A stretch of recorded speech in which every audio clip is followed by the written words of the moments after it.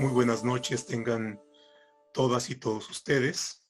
Bienvenidos a esta charla sobre aproximaciones o primeras aproximaciones a la reforma eléctrica y la desarrollaremos teniendo a dos invitados. En primer término presento a Lucía Ojeda. ¿Qué tal, Lucía? ¿Cómo estás? Me dejé llevar por el enunciado que tienes ahí en la pantalla, Lucía Ojeda. Bienvenida. Y también al doctor José Ramón Cosío. Bienvenido, José Ramón, a esta charla. Y el propósito es, atendiendo a la relevancia que tiene esta iniciativa de reforma constitucional presentada hace unos días por el presidente de la República y que, en mi opinión, es uno de las iniciativas o de las propuestas que, atendiendo a al propio planteamiento del Ejecutivo, es una de sus banderas y de sus prioridades en su administración. Más allá de la narrativa, que tiene una parte discursiva, por supuesto, que hay que tomar muy en serio, de la retórica con la que se presenta y con la fuerza y el impulso político que le ha dado, nos parece que es pertinente analizarla detenidamente, ver cuáles son sus contenidos, cuáles son las implicaciones, atendiendo, por supuesto, a que estamos frente a una reforma de carácter constitucional que, al tener la peculiaridad y la calidad normativa de supremacía, tiene un amplio impacto y, por supuesto, también tiene una serie de consecuencias que no solamente pueden dimensionarse en el ámbito nacional, sino que también tiene una repercusión con efectos internacionales y particularmente de responsabilidades del Estado mexicano en este contexto en el cual la economía se globaliza y, por supuesto, también hay que tenerlo en consideración.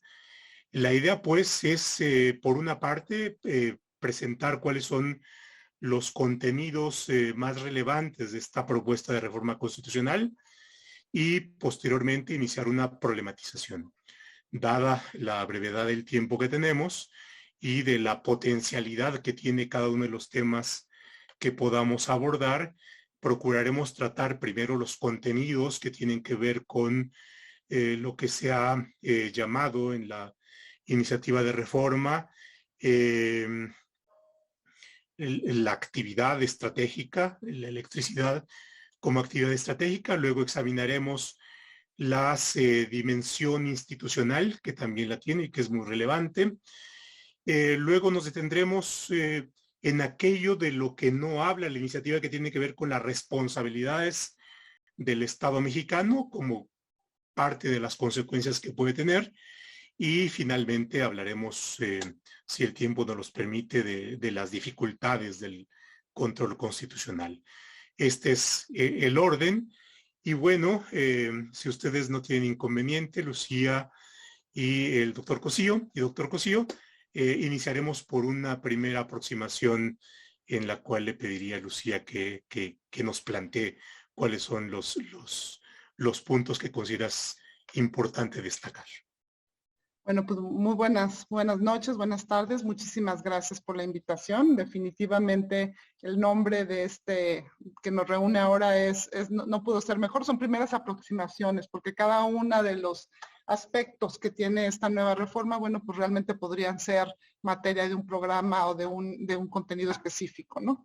Pues bueno, primero voy a tratar de ubicarnos qué es lo que hace la propuesta de reforma.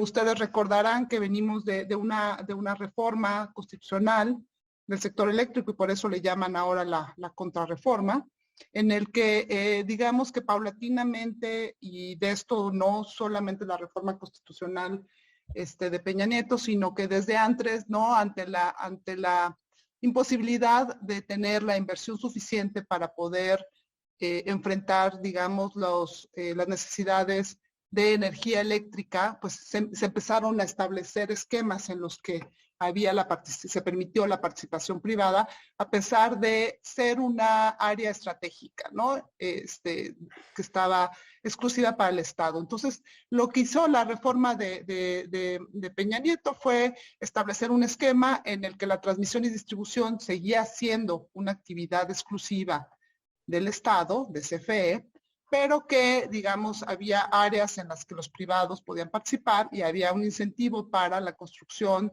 y para la inversión en nuevas centrales de generación eléctrica, sobre todo sustentables, o sea, de energía limpia. Y entonces hubo este esquema en el que se permitió, digamos, un esquema de participación privada, un esquema de competencia con la CFE. Entonces, lo que hace esta reforma es regresarnos a concentrar toda la cadena del valor del sector eléctrico en manos de CFE. Incluso dice que es como una actividad indivisible. Y en este sentido lo ve como un todo que ya es una área estratégica que controla al 100% CFE. Cuando leemos la exposición de motivos, se establece que en el caso de generación, va a generar al menos el 53% de la energía eléctrica la va a generar el CFE y el resto la va a generar, le van a generar los privados. Sin embargo, la generación es un área estratégica. Entonces, lo que en realidad sucede es que en lugar de competir ya abiertamente en el mercado de generación, la generación se vuelve actividad estratégica y entonces CFE como único comprador, porque el abasto y el suministro también es una actividad estratégica que está reservada al Estado, es el comprador de la energía.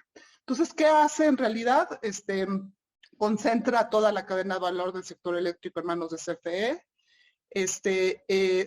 Es importante que se regresa CFE a la estructura original, eliminando la separación vertical que había, porque esta separación vertical que hizo que CFE se dividiera en diferentes subsidiarias, de tal manera que distribución y transmisión estuvieran separadas de generación y suministro para permitir la competencia, ahora se vuelven a juntar. El SENACE, que era, digamos, este árbitro que despachaba la energía con base a unas reglas de mercado que hacían que la energía más barata fuera la que primero se despachara, desaparece, todo se integra otra vez a CFE, que ahora digamos que CFE no solamente tiene la cancha, todas las actividades, y también establece quién entra y quién sale de la cancha, ¿no? Y finalmente también lo que hace es elimina otros elementos relevantes que CFE consideraba que le ponía en desventaja con los privados. Uno de ellos es elimina los certificados de energía limpia, que trataban de incentivar también la venta de, digamos, la construcción de inversión en energía sustentable. Y pues elimina todos los contratos vigentes de generación y compraventa de privados y cambia a un esquema pues en el que él, como dueño de la cancha, pues establece cómo se va a generar el juego de la competencia entre los privados por proveerle a CFE energía. Esto tiene muchos detalles que podemos ver. También tiene temas de diseño institucional, que ahorita lo va a tocar, yo creo que José Ramón, que tiene que ver con la desaparición de la CRE y de la CNH de pasada, aunque no es un órgano constitucional autónomo en términos que tenga que ver con el tema de energía. Y lo que también es muy importante es que al final del día, pues la manera en la que está integrado es ahora el suministro total de toda la energía, pues no las va a dar CFE tanto a los consumidores, usuarios calificados, que son las grandes empresas, como a los usuarios que estamos en nuestras casas, ¿no? Esto tiene muchas implicaciones para la transición energética y ahorita lo vamos a ver si nos da tiempo, sobre todo qué va a suceder ha habido mucha discusión sobre qué va a suceder con los paneles solares, ¿no? Que digamos que es un esquema en el que se genera para uso personal, pero no solamente, y creemos que quizás no fue la intención de la reforma eliminarlos, pero sí genera muchos huecos. Otro de ellos importantes, por ejemplo, ahorita que estamos en la transición, en el que estamos cambiando de autos de gasolina, cambiando los autos eléctricos, pues, por ejemplo, las armadoras están tratando de hacer todos estos sistemas donde puedes ir a cargar, ¿no? ¿Qué sucede? Eso también es abastecimiento de energía eléctrica. ¿Qué está pasando con eso, no? Entonces, sí hay muchas áreas en las que no está definido, pero bueno, si quieres, aquí lo dejo para no acaparar el tiempo y mantener la conversación. No, muchas gracias, Lucía.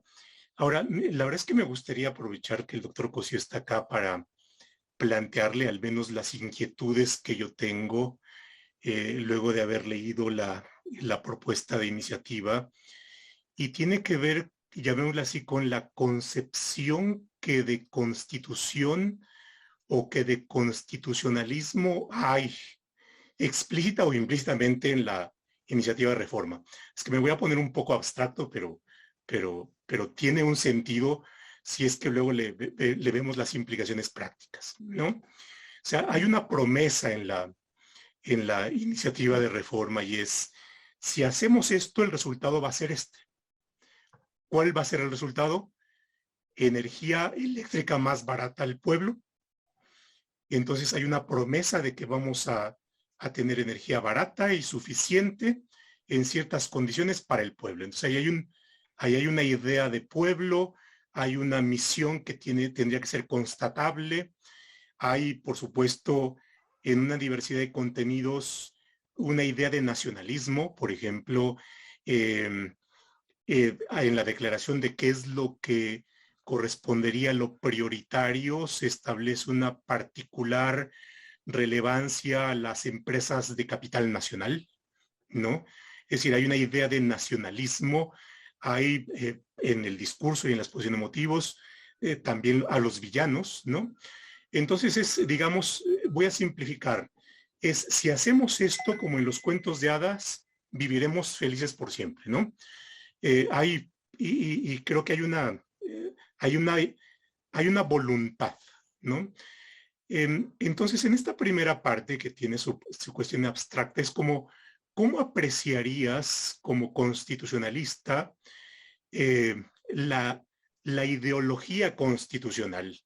Atendiendo, por supuesto, a los contenidos, y ahí simplemente, solamente le pongo la pie de toque.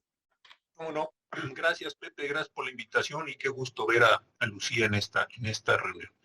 A ver, el tema, yo creo que Lucía planteó asuntos muy importantes en cuanto, digamos así, a toda la estructura general del tema. Tú lo que estás planteando, querido Pepe, es un problema central. No voy a discutir en este momento si estoy de acuerdo, si no estoy de acuerdo, si me parece bien, si no me parece bien. Creo que no va ese es el sentido de tu pregunta. Simplemente estamos en este primer bloque haciendo una descripción general de qué contiene y no contiene la cuestión. Y efectivamente sí hay un sesgo de carácter nacionalista, creo que eso no lo podríamos evitar. Como sabes tú muy bien, pues tienes un libro, yo creo que el mejor libro que es escrito sobre este asunto. En el artículo 25 empieza este asunto y es interesante. ¿Por qué? Porque lo primero que se hace en el artículo 25 es eliminar a las empresas productivas del Estado. Aun cuando la reforma pareciera que solo está enfocada a CFE o a potenciar a CFE, como decía Lucía, también tiene una implicación directa sobre Petróleos Mexicanos porque está eliminando el concepto de empresa productiva del Estado. Entonces, regresamos, bien o mal, no lo sé, ahorita después discutiremos eso, estamos regresando a la idea de que es el propio Estado, en una condición más de derecho administrativo que derecho civil o mercantil, como aconteció con la empresa productiva del Estado, que vamos a regresar a ese esquema. Entonces ahí hay un posicionamiento fuerte del Estado, déjame decirlo de esta primera manera. En segundo lugar, en ese mismo artículo 25, y aquí tiene que ver con lo que tú decías, ¿cómo quiere la reforma? No sé si lo va a conseguir o no, ese no es el tema ahorita. ¿Cómo quiere la reforma visualizar a la energía eléctrica? Dice que para efectos de preservar la seguridad nacional y la seguridad y autosuficiencia energética de la nación, abastecer de manera continua la energía eléctrica para toda la población y, ojo, para generar una condición indispensable para garantizar la seguridad nacional ahí sí, y el derecho a la vida digna. Entonces, no sé si lo que está pretendiéndose hacer, y no sé si son de esas implicaciones que luego no se ven, pero más adelante sale, se está creando un derecho humano a la energía eléctrica.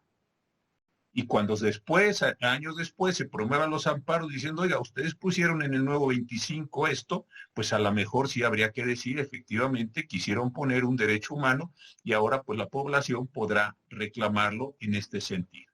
Otra cuestión que me pareció bien interesante, que no hemos comentado, es, y Lucía mencionó 2 veces la expresión transición energética, es que el litio y los demás minerales considerados energéticos para esa transición energética van a tener la condición de explotación exclusiva para la nación, no podrán otorgarse concesiones respecto de los mismos. Entonces aquí ya llevamos 3 elementos bien importantes. Cuarto elemento, ahora estoy en el artículo 27 constitucional, la electricidad, y no es electricidad sino más, es la generación, conducción, transformación, distribución y abasto, serán actividades estratégicas de la nación. Y como decía muy bien Lucía, regresamos a un momento prerreforma constitucional donde el Estado tiene esta condición de explotación exclusiva o de realización exclusiva de estas actividades que generación, conducción, transformación, distribución y abastecimiento de energía eléctrica. Entonces aquí hay un problema central. No está planteado en el texto, pero sí está señalado en la reforma, y esta es una de las preocupaciones que a mí me genera, dice que además de este sector estratégico serán áreas prioritarias, o estarán en áreas prioritarias las empresas de capital nacional que participen en este sentido. No sé si es un error que lo generaron en la exposición de motivos y luego no lo trasladaron a texto, o es una intencionalidad de ponerlo ahora así nada más y después con estas interpretaciones sistémicas que la Corte ha avalado, en el sentido de lo que está en la exposición de motivos, decir después, bueno, aunque no se vació en el texto, sí quedó con claridad establecido en la propia exposición de motivos que tenían una posición prevalente las empresas nacionales. Consecuentemente uno pregunta, bueno, si hay empresas nacionales y extranjeras, ¿cuál es el rango de actuación? ¿Cuál es la condición de las empresas extranjeras? Ya no como actividades estratégicas, sino como actividades prioritarias. Yo creo que este es uno de los puntos centrales de la reforma que poco se ha analizado hasta donde yo he podido ver. Después entramos al artículo 28. Ya sabemos que el artículo 28, su idea originaria es definir qué era monopolio y qué no era monopolio y cuáles eran las excepciones. Ahí ya sabemos que se está poniendo a la producción de energía eléctrica, la electricidad en general, como lo dije antes, más el litio. Aquí no se habla de otros minerales radioactivos, necesarios para la transición eléctrica, ahí se establece. Y en este mismo artículo se establece esto que también mencionaba Lucía, que es la Comisión Federal de Electricidad, que da como un organismo al Estado, con personalidad jurídica y patrimonio propio. Y es responsable de la electricidad y del sistema eléctrico nacional, además de su planeación y su control. Es autónomo, estará a cargo de toda la transición en materia de energía eléctrica y de las actividades, ojo, necesarias para esto.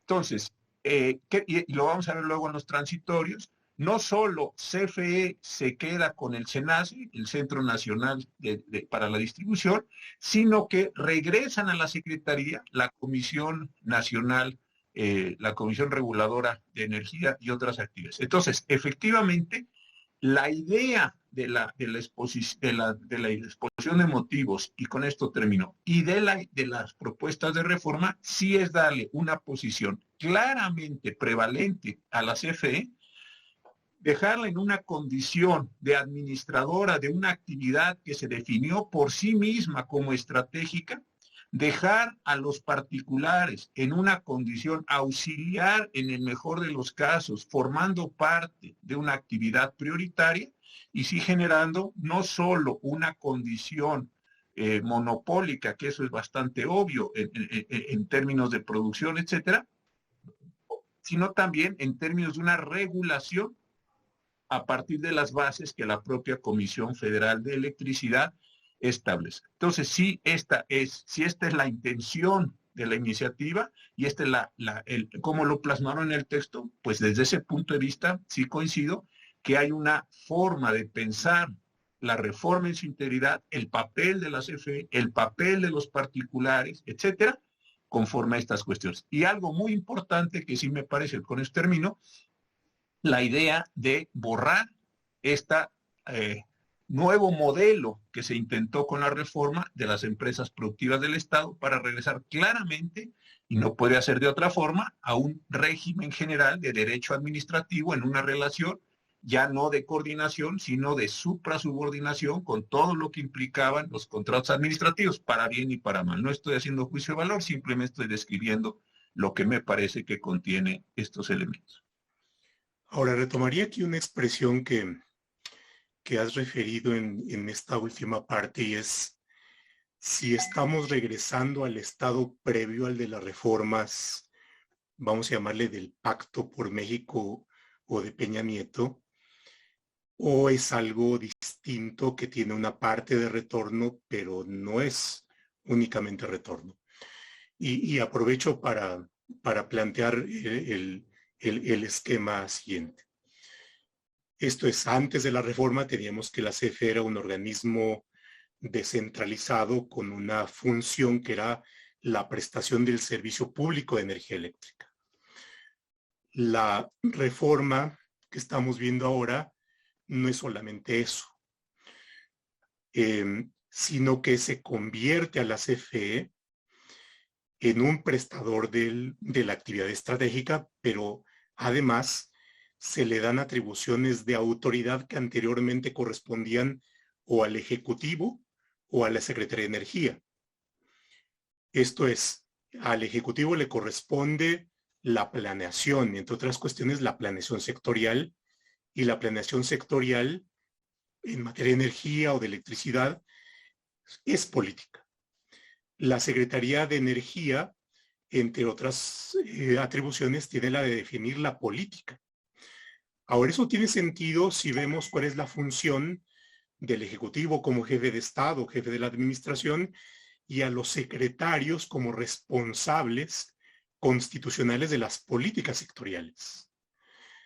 Lo que tenemos ahora es una apropiación, o tendríamos una apropiación por la CFE de funciones de autoridad que tienen que ver con la conducción política, que usualmente están reservadas a los mandos políticos, Ejecutivo y Secretario de Estado, es decir, va más allá. Entonces la CFE es autoridad, definiría políticas, sería regulador al asumir lo que le pudiera corresponder a las atribuciones de la CRE, definiría sus propias tarifas, sería una especie de regulador de lo que le queda a los particulares, ¿no? En una condición ahí muy peculiar, y entonces es un entendimiento de la organización institucional que combina una serie de cuestiones, y eso me genera una serie de problemas, no solamente en el entendimiento, sino en los efectos de la Constitución como un ordenador de poderes, y de la idea del constitucionalismo también, que los poderes no tienen por qué conjuntarse en un solo ente, porque eso va a generar una serie de problemas. Pero por otra parte tampoco hay contrapesos, ¿no? No está definido cómo se va a designar al director de la CFE, cuáles son los contrapesos, de qué manera vamos a tener un escenario no solamente para hacerse cargo de una actividad, sino en la organización pública. Ahí hay un tema, hay un gran tema, ¿no? Bueno, simplemente se los pongo así como punto de referencia para ver cómo aprecian ustedes el ámbito institucional de lo que resultaría de, ¿no? Querida Lucía. A mí me parece que le das mucho, o sea, para mí es muy importante este cambio que se pretende hacer en el diseño institucional. Obviamente sí cambia muchísimo, o sea, no regresamos tampoco al sistema pre-Peña Nieto, porque al final del día, digamos, la CRE existe desde antes, y la CRE ya era un regulador de alguna manera del sector de electricidad. Y la CFE, pues a pesar de ser un órgano, a pesar de no ser una empresa productiva del Estado, era una entidad paraestatal que tenía sí un mandato comercial básicamente, tenía algunas facultades delegadas, pero realmente la regulación venía y la planeación venía de la Secretaría de Energía y la regulación de la CRE. Entonces, sí es muy chistoso porque hemos visto la creación de muchos órganos constitucionales autónomos últimamente, pero digamos con una filosofía muy diferente. Los órganos constitucionales autónomos estaban hechos de alguna manera para ser órganos del Estado. Y al ser órganos del Estado rendían cuentas de manera muy diferente a los tres poderes. Bueno, no los tres poderes, estaban de alguna manera el legislativo, tenía que ver con el nombramiento de los funcionarios, el ejecutivo proponía a los funcionarios de alto mando, no a los consejeros, a los comisionados. De alguna manera, este órgano eran autónomos, de tal manera de que tenían el mandato de una política, digamos, de Estado que tenía que permanecer en el tiempo. Y parece que es un órgano constitucional autónomo del gobierno político. Entonces, ha cambiado un poco y veamos cómo se aterriza en la legislación secundaria, cómo se pretende toda la parte del sistema de rendición de cuentas, porque realmente en este caso tenemos, como lo podemos ver ahí, es una CFE todopoderosa, ¿no? que es mucho más poderosa que muchos de los órganos constitucionales autónomos porque no tienen contrapesos, tiene también facultades para adoptar medidas que sean necesarias para la instrumentación del decreto, o sea, tienen casi legislativas.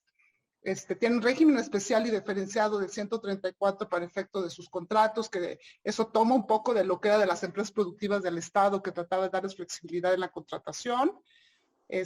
Por otro lado, se regula las tarifas, por ejemplo, de distribución y transmisión, que eso sí me parece muy, de alguna manera, cuando tú tienes a un monopolio, como es en el caso de transmisión y distribución, que es que digamos que es el status quo, porque todos sabemos que hay monopolios naturales y en la transmisión y distribución, pues sí, el monopolio tiene sentido, pero hay una regulación tarifaria para evitar que esa regulación haya un conflicto de interés en esa regulación tarifaria. Entonces, esto lo concentra la CFE. Entonces, yo sí veo como superpoder que claramente no, desde mi punto de vista, no me hace sentido con el sistema jurídico de un país democrático con pesos y contrapesos. Pero bueno, esta es mi visión, ¿no? Y bueno, y pues desaparece un ente constitucional autónomo, ¿no? Que sería la CRE y la CNH, que pues finalmente pues tenían un mandato, y muy chistoso porque tampoco me queda muy claro cuál es el papel de CENER ahora con respecto a la planeación o a la política del sistema energético eléctrico mexicano, ¿no? Entonces, bueno, y pues obviamente al desaparecer la CRE, pues no solamente se afecta al mercado eléctrico, sino también la regulación en hidrocarburos, y ahí sí tenemos un problemón porque finalmente ahí no hay un cambio constitucional, ahí Pemex debe de seguir compitiendo en las actividades que compite con privados, y al desaparecer la CRE, pues sí se genera mucho más dudas sobre la toma de decisiones y regulación sobre muchos sectores, muchas cadenas de valor del sector hidrocarburos. Sí, que como decía el doctor Cosío, al describir el impacto de la reforma, se elimina la Comisión Nacional de Hidrocarburos, pero sin tener una explicación de eso toca a hidrocarburos, petróleo, en fin, y no hay alguna razón, al menos no la encontré. Y por otra parte, bueno, se deja a la CFE en la vacante, en tanto se emite la nueva ley con una potestad muy amplia de concretar contenidos constitucionales, ¿no? ¿Cómo la ve, doctor? Mira, yo coincido mucho con lo que dice Lucía, pero creo que es bien interesante. No quedó CFE como un órgano constitucional autónomo por denominación, porque creo que en el actual gobierno no les gustan los órganos constitucionales autónomos, entonces me parece que no iban a caer en el juego de decir creé un órgano constitucional autónomo para CFE, cuando los órganos constitucionales autónomos pues, no me parecen relevantes, o lo que es el INE tiene problemas, ahora con la Comisión Regular de Energía, con la Comisión Federal de Competencia. Pero en el diseño sí me parece que más allá de lo que bien apunta Lucía, que no existe la descripción orgánica perfecta, sí se está creando un órgano constitucional autónomo en el 28. Fíjense, y lo voy a leer porque aquí lo busqué ahorita. La Comisión Federal de Electricidad, organismo del Estado, ya que ahí hay una definición, bien, va a ser muy importante, con personalidad y patrimonio propio, es responsable, este órgano es responsable de la electricidad y el sistema eléctrico nacional. Ahí ya son dos actividades bien importantes, la electricidad y el sistema eléctrico nacional, además de su planeación y su control. Serán autónomos en el ejercicio de sus funciones y en su administración y estará a cargo de la ejecución de la transición energética en materia de electricidad, así como de las actividades necesarias para esto. Entonces, constitucionalmente no solo estás a cargo de una serie de cosas, sino de las actividades que sean necesarias para llevar a cabo la transición energética. Si esto lo ponemos en conjunto, la verdad sí es un extraordinario poder. Y como decía Sánchez en la pregunta anterior, Pepe, esto tiene mucho que ver con la forma en la que se está pensando en términos de nacionalismo estos asuntos. Ahora, yo creo que cada vez más los abogados tenemos, y las personas en general, pues, tenemos que fijarnos en lo que disponen los artículos transitorios. Yo no me preocupan más en ocasiones los artículos transitorios, como también pasó con la reforma de Peña Nieto, tampoco tiene nada de extraordinario, ahí había 40 y tantos artículos, pero hay que ver los artículos transitorios porque ahí es donde están estos detalles. Entonces, ya tenemos la caracterización en el 28 constitucional. ¿Cuál podría ser el único contrapeso? La Secretaría de Energía, pero la Secretaría de Energía no tiene una asignación competencial desde la Constitución. Para que nos enteremos de lo que es la Secretaría de Energía en la Constitución, pues sabemos que es la administración pública, que habrá las secretarías del ramo conforme a la ley que apruebe el Congreso de la Unión. ¿Puede haber o no puede haber Secretaría de Energía? Eso es irrelevante en términos constitucionales. No estoy hablando en términos de política pública. Para enterarme de lo que dice la Secretaría, tengo que ir a la ley. Pero claro, ya CFE quedó configurada constitucionalmente y el legislador configurará a la Secretaría de Energía. En consecuencia, el peso específico de la Comisión Federal de Electricidad es mucho mayor, jurídicamente hablando, que el de la Secretaría de Energía. Por la sencilla razón que el legislador no puede configurar como le parezca a la CFE porque ya está configurada constitucionalmente. Aquí hay un problema interesantísimo desde este punto de vista. ¿Se acuerdan aquel viejo chiste que decía que la Secretaría de Recursos Hidráulicos, o como se fue llamando en la historia, era la única secretaría que dependía de un órgano desconcentrado, que era la CONAGUA? Bueno, pues aquí esto más o menos tiene la misma dimensión. Es tan grande el peso que tiene la CFE con la Secretaría de Estado, que adquiere una autonomía completa. Pero si vemos lo que dicen los artículos transitorios, es muy poderoso lo que se dice. Los permisos de generación eléctrica se cancelan. Muy bien. ¿Quién va a llevar a cabo esos procesos? Pues la propia CFE. La CFE se convierte en organismo responsable del área estratégica de electricidad, de su planeación y control autónomo, y adoptará, fíjense, las medidas que sean necesarias para la instrumentación de lo dispuesto en el presente decreto. Prácticamente se le está otorgando una facultad legislativa directamente de Constitución. No está diciendo en términos de lo que dispongan las leyes. Lo que está diciendo es de lo dispuesto en el presente decreto. La CFE se integra como un solo órgano, se terminan todas las filiales y subsidiarias, etcétera. Solo subsiste la parte de la fibra, internet, etcétera. CFE Internacional, CFE Capital. Y podrá crear ¿quién? La CFE, las que considere conveniente. Entonces, tiene una posibilidad y una autonomía regulatoria. El Centro Nacional de Control de Energía pasa, con sus funciones, etcétera, pasa a formar parte de la comisión. Entonces, no queda ninguna duda. El que va a manejar las funciones que hoy hace el SENACE es la propia CFE, internaliza, déjenme decirlo así, todo lo que hoy hace se nace en la propia dirección. Solamente estoy leyendo, no le estoy poniendo aquí ninguna categoría de nada.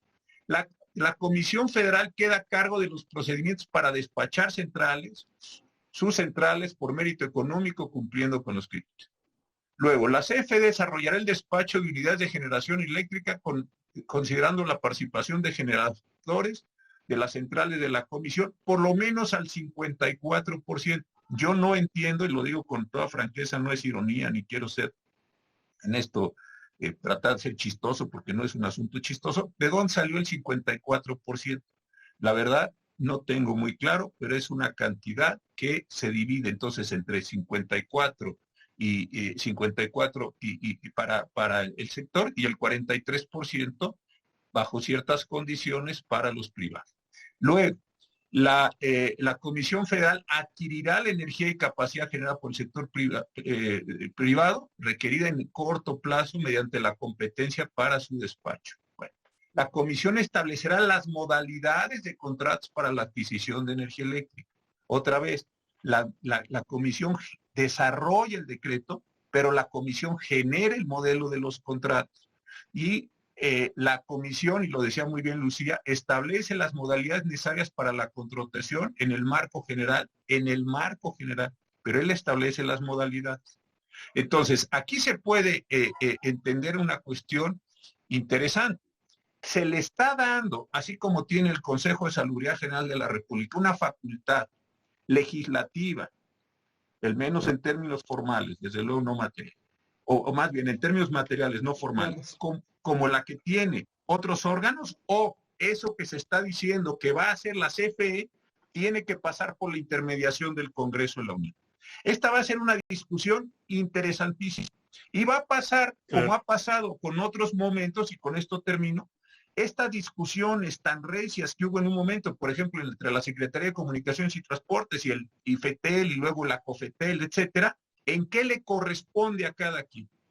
Pero aquí la diferencia es que ya está configurada la Comisión Federal de Electricidad, y la Comisión Federal de Electricidad tiene un conjunto de transitorios tan ampliamente desarrollados que inclusive, déjenme decirlo así, los puede arguir frente al Congreso de la Unión para decirlo, esta es mi metáfora, no va a hablar así la gente, es mi metáfora, es decir, tu Congreso de la Unión, en la nueva ley eléctrica, no puedes hacer ni esto, porque a mí me lo otorgó directamente el constituyente o el órgano reformado de la Constitución, como cada quien le llama.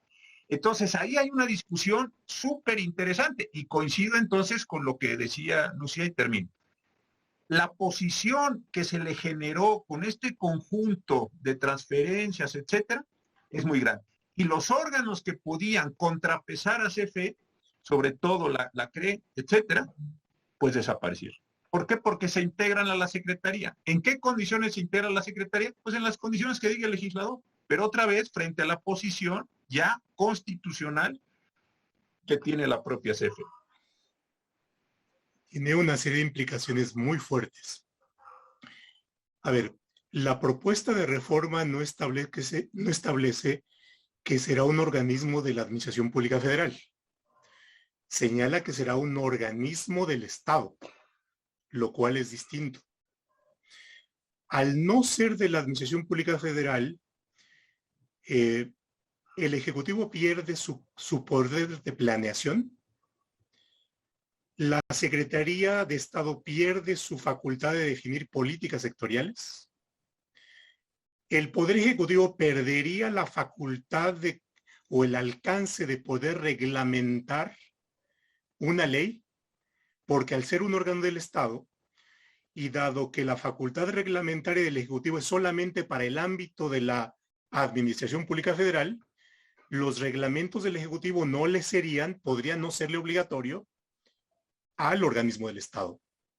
De la misma manera que el Ejecutivo en su facultad reglamentaria no puede obligar al IFT o a la COFES. Es decir, tiene ese alcance. Es decir, aquí no es solamente que regresemos al punto anterior, porque anteriormente el Ejecutivo podía planear, la Secretaría podía definir políticas, los reglamentos del presidente eran obligatorios para la CFE, en fin. Entonces es una cuestión que efectivamente tiene una serie de implicaciones muy, muy fuertes. Ahora, dada esta implicación, y me gustaría ir reconducirla,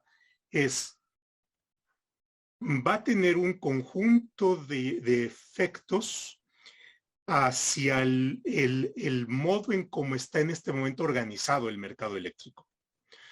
Sí, los particulares pierden la posibilidad de llevar a cabo actividades en la prestación directa al consumidor, y eso implica una afectación a las condiciones de los particulares, donde podríamos hablar de retroactividad, podríamos hablar de medidas equivalentes o equiparables a expropiación, en fin, tenemos una serie de consecuencias que son relevantes para la responsabilidad del Estado, ¿no?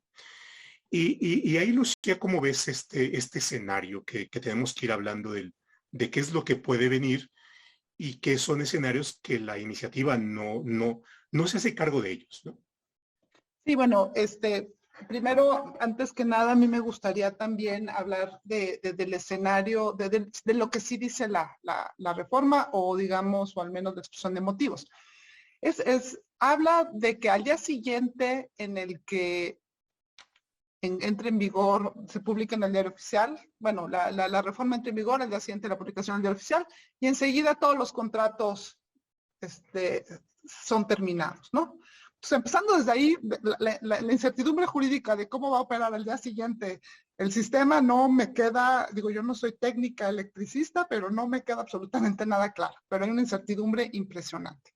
Independientemente de eso, también dice de alguna manera qué contratos o qué capacidades se van a reconocer para la compra posterior, que tampoco es muy claro sus mecanismos, y está ya declarando la ilegalidad de algunos contratos o desde su punto de vista que son ilegales, ¿no? Entonces, ahí desde la cuestión es cómo se va a declarar esa ilegalidad, ¿no? Si es, ahora sí que por Ministerio de Constitución o porque yo lo decido o qué.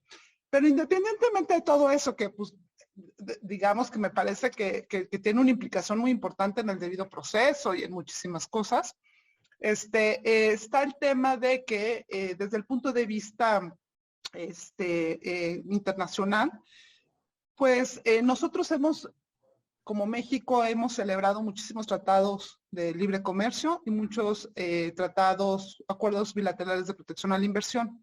Y en todos estos acuerdos, lo que hemos es dado protección a la inversión de inversionistas de otras partes del mundo que vienen a México a invertir con base a ciertas reglas del juego. Y aquí estamos cambiando totalmente las reglas del juego. La secretaria de Energía ha dicho que no se va a expropiar ni una tuerca. El problema es que el concepto de expropiación o una medida equivalente en expropiación no implica expropiar tuercas. Implica expropiar un modelo de planeación de negocio que se hizo bajo ciertas reglas y bajo una expectativa legítima de cómo esas reglas iban a evolucionar para efectos de una decisión de una inversión. Y con con el simple hecho de cancelar contratos que tenían una vigencia, contratos legales o que en ese momento eran calificados como legales, que duraban 20 años, que había una planeación de inversión a 20 años mínimos, que había o no incertidumbre en la renovación, pero por lo menos había un plan de inversión muy claro. Entonces, desde el punto de vista de los tratados internacionales que hemos firmado, digamos que el gobierno tiene el derecho de establecer, el Estado tiene el derecho de establecer la manera en la que quiere organizarse.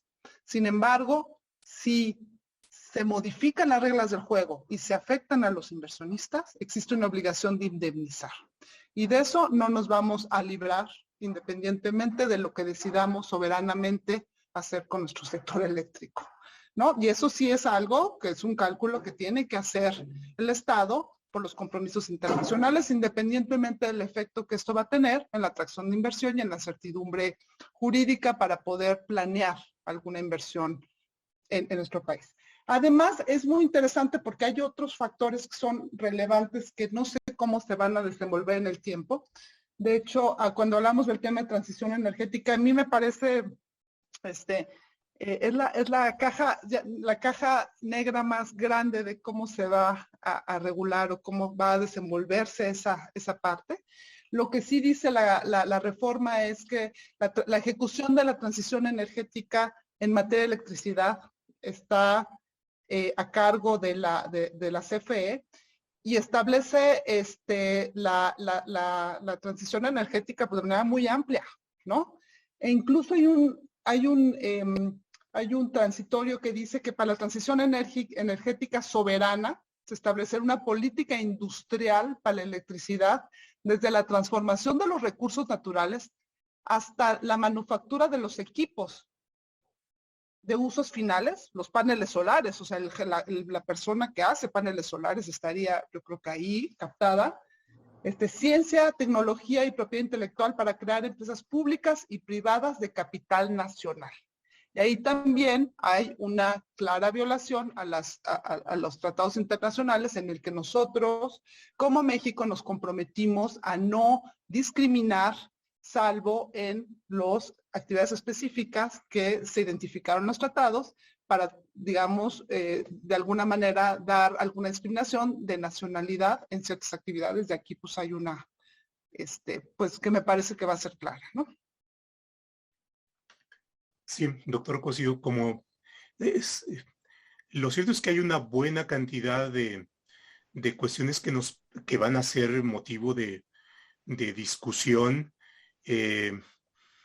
respecto de las condiciones de afectación de derecho, respecto de la aplicación retroactiva, respecto de la conflictiva internacional.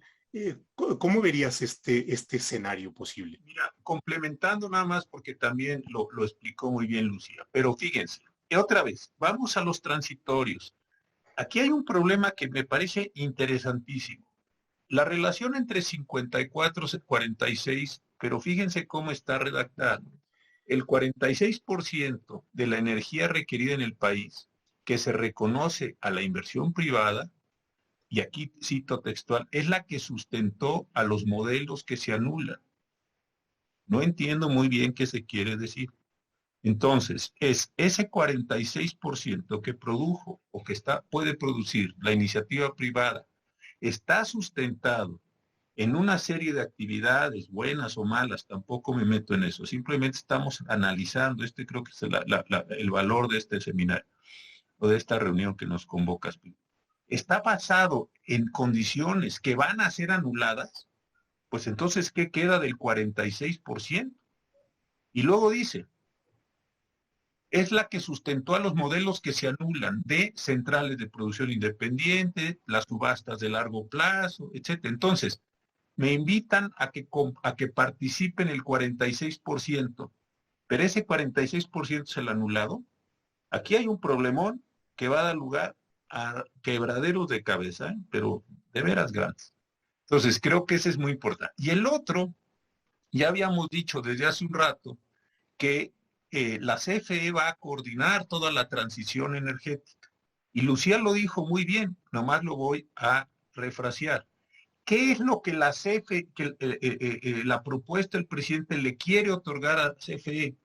Todas las capacidades para llevar a cabo todo el proceso de transición energética soberana. ¿Qué es lo que le está asignando? La política industrial para la electricidad, la política industrial, la transformación de recursos naturales, la manufactura de equipos para usos finales, la ciencia y tecnología nacional, es decir, el CONACYT y todo esto, la propiedad intelectual del Estado de tecnologías, sistemas y equipos, manufactura por entidades públicas de componentes y equipos considerados críticos, el financiamiento de la banca de desarrollo y mercado nacional para crear empresas públicas, sociales y privadas de capital nacional. Entonces, si leemos esto con cuidado, lo que está diciendo es, sí va a haber una condición de competencia de particulares, que es tu pregunta, pero esos particulares entran ya en una condición muy desventajosa porque precisamente un artículo transitorio está calificando esa condición como nula.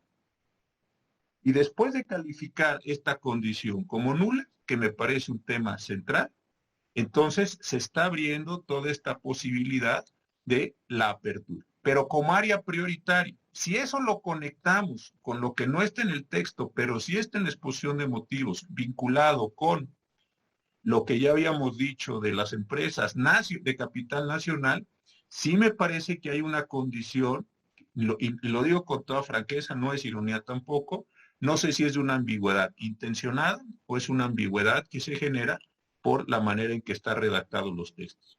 Pero todo esto, desde luego, va a generar una enorme cantidad de litigios y de problemas. Obviamente va a surgir una cuestión, y al rato seguramente lo preguntarás, Pepe, se pueden impugnar las reformas constitucionales mediante los sistemas de control de constitucionalidad que tenemos en México o no. Ahorita reservemos esa pregunta porque es una pregunta buenísima. Pero con independencia de lo anterior, cuando esto empiece a bajar, cuando esto se empiece a hacer ley o estos empiecen a hacer decretos de la Comisión Federal de Electricidad o cuando se empiece a ajustar el 43% respecto de esos jugadores privados, eso ya no es reforma constitucional y eso claramente sí es impugnable. Además, la CFE en la calificación que se puso a sí misma o que se quiere poner en la iniciativa está diciendo es una autoridad, tiene una condición específica, sus actos de imperio, todo eso me parece que satisface la condición de autoridad responsable para el juicio y para otros. Entonces ahí me parece que va a venir un tema complejo. Lo malo de estos asuntos es que con la lentitud que se está resolviendo, en parte por la pandemia y en parte por otras razones, el hecho de que la Suprema Corte no esté listando los asuntos grandes de esta naturaleza, nos puede llevar a un periodo muy largo de enorme incertidumbre jurídica, como decía Lucía también, y en ese sentido sí me parece que pues muchos de estos actores, ante la inviabilidad de encontrar rápidas soluciones, ante las dificultades de obtener sus pensiones, ante esta calificación que ya ha empezado a hacer el presidente de que todo aquel que no concuerde con la iniciativa, pues prácticamente está traicionando a la patria, me parece que puede generarse una situación muy compleja en donde muchos de los juzgadores, por buenas o malas razones, pues van a acudir a mecanismos internacionales donde el Estado mexicano, como Estado mexicano, no esta administración ni la pasada, eso ya sabes que para el derecho internacional eso no interesa, será demandado. Yo creo que esa parte de las contingencias económicas que puede generar todo eso debe estar calculada, debe estar o ya formar parte de un pasivo al menos imaginario de lo que va a significar todos estos litigios si es que se da esta condición expropiatoria. Y termino con esto. La condición expropiatoria, también lo dijo ya Lucía, no es la del 27 de la tradicional de llego, te quito tu casa, esa no es, eso es evidente que no va a pasar. La condición expropiatoria es esta que se ha generado en una doctrina internacional, buena o mala, yo tampoco aquí la voy a discutir, buena o mala, es un estándar internacional donde se dan estos efectos tan graves respecto al Estado mexicano, si es que no se ha hecho el cálculo completo de lo que significa. La totalidad, hacerse cargo de la totalidad de las implicaciones que esto puede conllevar. Vaya que sí. Y efectivamente, no lo pregunto yo, sino Juan Carlos Machorro se adelanta aquí a la pregunta, bueno, ¿qué medios de defensa hay? Pero nos reservamos esto para la última parte. Ahora, con respecto a esto, Lucía decía que no se trata de la expropiación tradicional de las tuercas, es un concepto de expropiación desarrollado por los tratados internacionales de libre comercio, de inversión y por una extensa labor, vamos a ponerle jurisprudencial o de precedentes de las instancias de arbitraje. Ahora, ahí hay una cuestión, digamos, de no hacerse cargo de las posibles consecuencias. Esto es, me parece que una propuesta debería tener no solamente aquello que pudiera ganarse, sino también de los escenarios de aquello que implicaría tomar decisiones de este tipo. En hay una disposición por ahí en la regulación del Congreso que en el caso de iniciativas de ley debería haber un dictamen o información del posible impacto presupuestario, ¿no? El presidente ha dicho que no va a endeudar al país, en fin, es una de sus banderas, pero aquí tenemos, y no necesariamente quiero ver este tema del endeudamiento, pero sí de los escenarios. Que nos platiques un poco más de cuáles pueden ser los posibles escenarios de posibles arbitrajes de inversión, en fin, qué tipo de inversiones hay, si es que tienes la información, porque creo que no solamente estamos ante un tema del TEMEC, ¿no? Sino también estaríamos ante un tema de tratados con la Unión Europea, en fin, me gustaría que abundaras un poco más en este Sí. tema, Lucía. Sí, no, perfecto. Digo, realmente, no, como bien lo dices, no solamente es el TEMEC, tenemos tratados bilaterales de protección a la inversión, pues les llamamos los APRIs, con muchísimos países. Tenemos una red que son con más de 49 APRIs, más los tratados de libre comercio. Tenemos un tratado de libre comercio con la Unión Europea, tenemos uno con Japón. O sea, tenemos también ¿cómo se llama? Este Transpacífico. Entonces, en realidad sí tenemos muchos tratados de libre comercio que protegen a las inversiones. Y todos estos tratados tienen mecanismos de solución de controversias en las cuales permiten al privado irse directamente a un panel internacional a reclamar la recuperación de daños por violaciones a los tratados.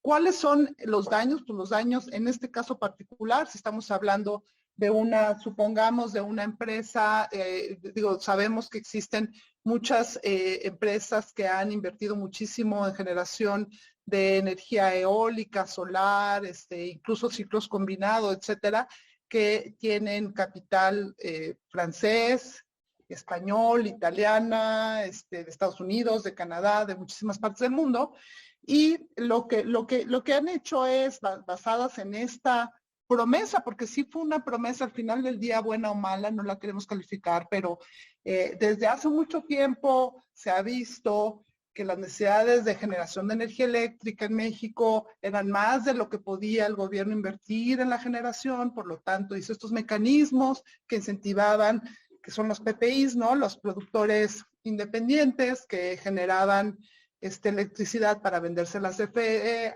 ya que la Constitución no permitía la venta directa por parte de particulares. También permitió este mecanismo de autoabastecimiento que fue promovido incluso desde el gobierno, desde Salinas, efectivamente Calderón. Lo dice de manera, me parece que sesgada, ¿no? Desde mi punto de vista sesgada la exposición de motivos, pero al final del día es una promesa de un esquema en el que tú privado invertías cierta cantidad de dinero.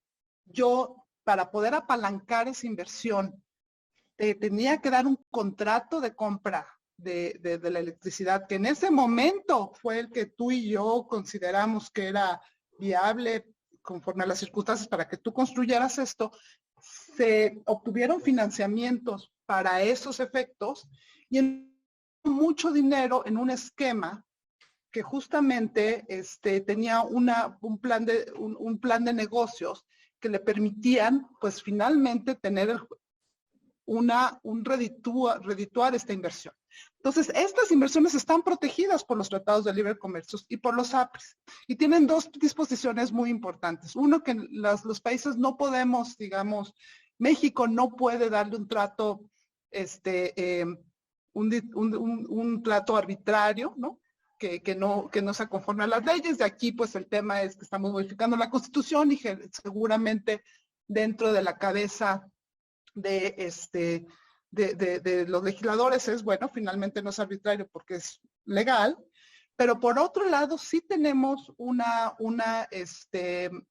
disposición que dice, de alguna manera, que reconoce que los gobiernos son soberanos en establecer y decidir qué cómo regular, pero que cuando una regulación implica la destrucción de una inversión y esta regulación de alguna manera es un cambio a las reglas iniciales del juego, es una medida equivalente a una expropiación, porque aunque no te estén expropiando el bien, de acuerdo a las reglas, tú ya no tienes la capacidad de explotar esta inversión como la tenías proyectada. Y en ese sentido, lo que tiene que hacer el gobierno está en todo su derecho a hacerlo, pero tiene que indemnizar de acuerdo a un valor justo de mercado. Y eso es lo que nosotros tenemos que calcular. Y es un panel internacional en el que el gobierno se va a tener que defender, que va a costar dinero defenderse, y pues si lo multiplicamos por toda la cantidad de potenciales inversionistas, pues va a ser una carga muy pesada para el gobierno enfrentar todos estos procedimientos. Que a esto agregamos algo que comentaba el doctor Cosío, no es solamente una reforma en electricidad, también tiene implicaciones en minería, por ejemplo. Y el litio y otros minerales estratégicos forman parte de esta implicación en materia minera, ¿no? En el caso del litio...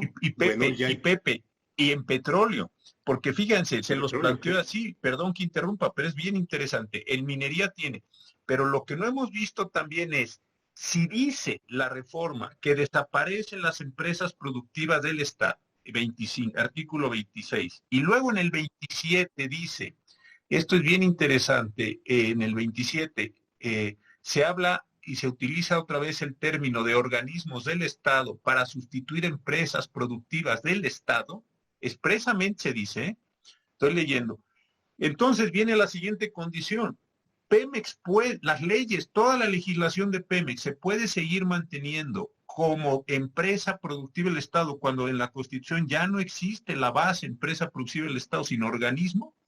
Sí, lo que tendría que venir como derivada de eso es que el Congreso de la Unión dijera, déjenme ponerlo en este lenguaje así, el Congreso, el órgano de reforma a la Constitución ha decidido que desaparece, consecuentemente, para hacer cambio de todo esto, se meten todas las reformas y tendría que hacerse una nueva legislación, un nuevo marco jurídico general de Pemex, más minería que tú estás poniendo muy bien.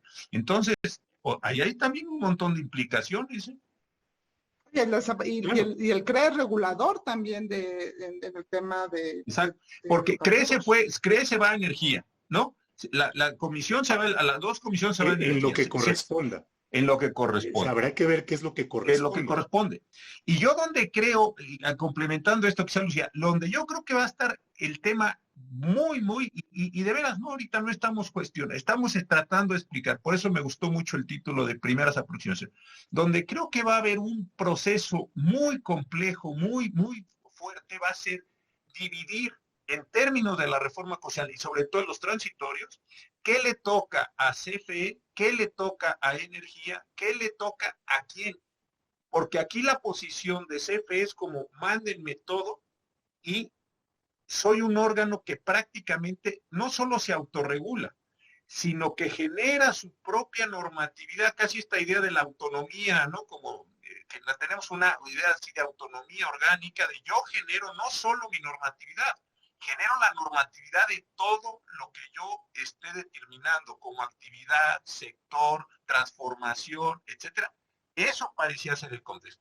Desde luego vamos a ver si el Congreso de la Unión dice, perfecto, te están generando una actividad o una capacidad normativa y yo me inhibo, o no. Tu actividad normativa va a pasar primero por el filtro de la nueva ley orgánica o como se vaya a llamar de la Comisión Federal. Yo creo que se va a hacer una discusión súper interesante, claro. Finísima discusión jurídica y para ahí los es próximos cómo se mete el bisturí.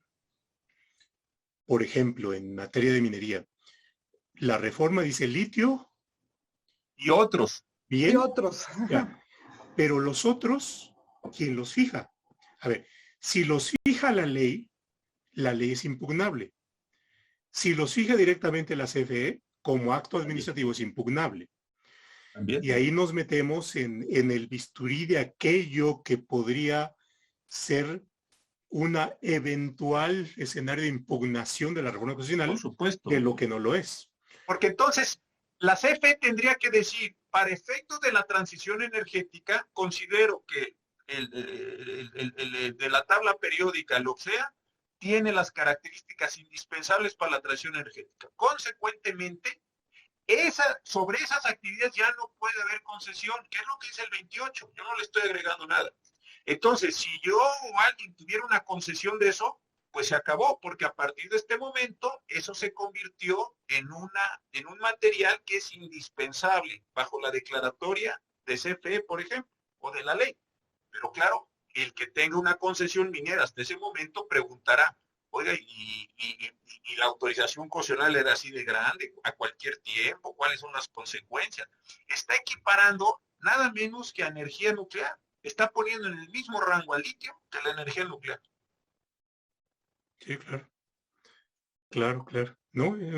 Altamente problemático. Bueno, una última reflexión, acercamiento y demás. Doctor Cosío, de una vez que está usted ahí, y así cerramos como corresponde con Lucía.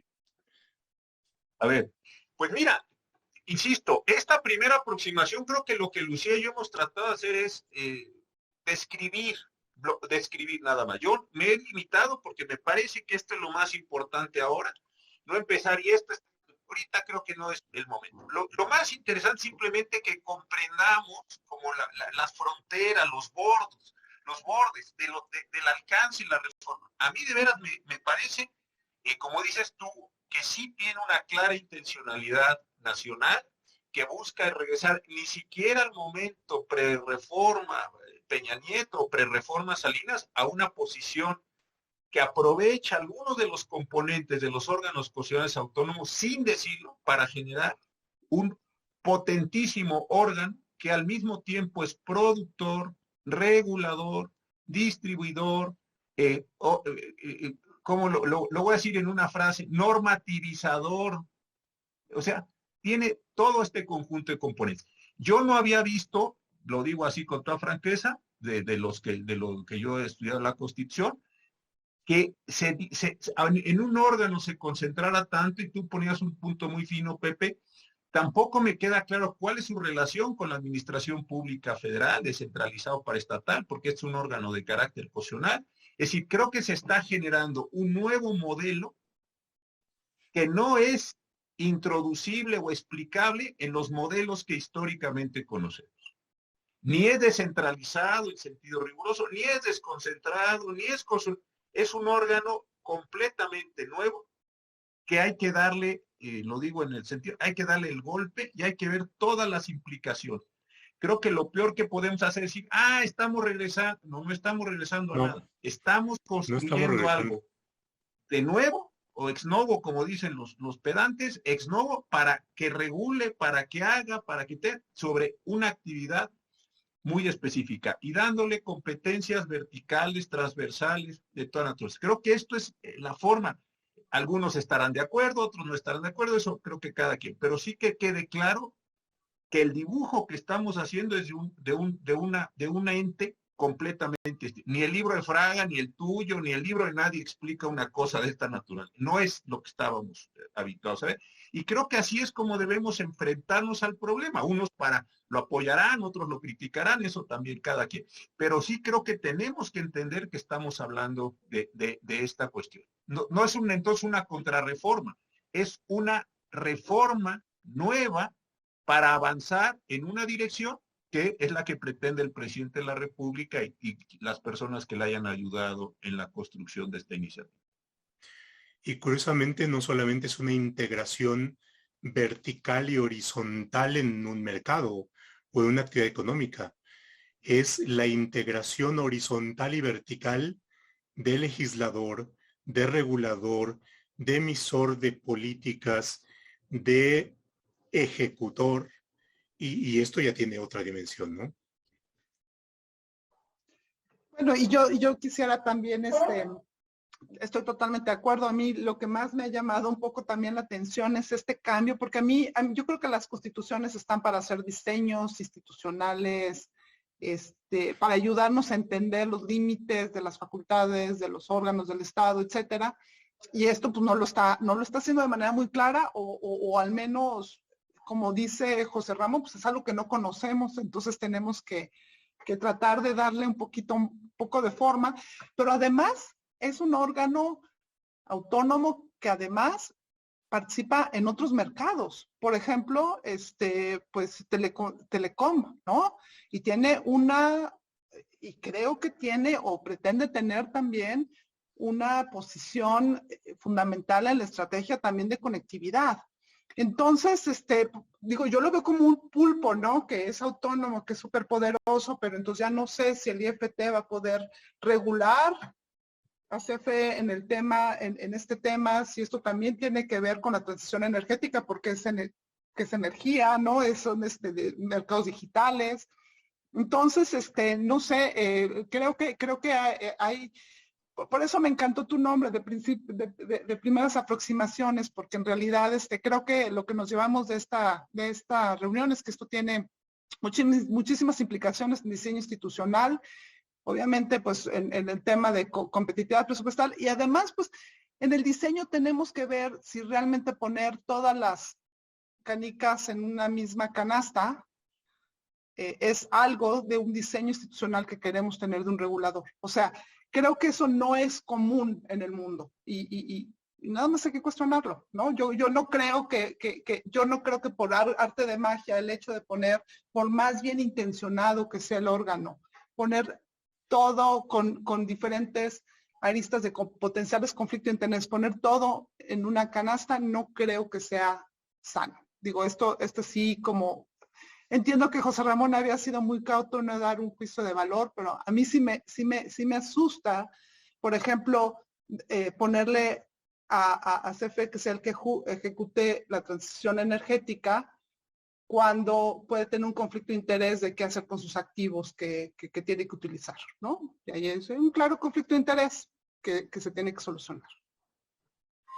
Y ahí viene el gran sentido de lo que implica o debería implicar una constitución en un país, ¿no? Es decir, al establecer órganos, competencias, roles, debería tener una racionalidad de cuáles podrían ser las consecuencias.